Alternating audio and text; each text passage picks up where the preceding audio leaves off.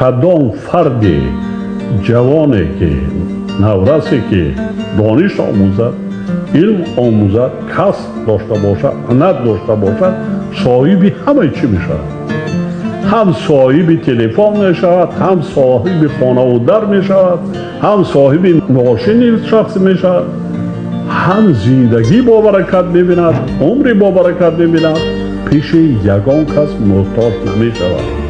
حالا در بنیاد نیروگاه برقی بزرگترین دنیا راهون 16,000 ساختمانچی کار کرده ایستاده است.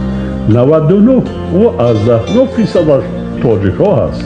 خود متخصص های تاجیک در چوقی 300 متر کار کرده ایستاده تگی زمین.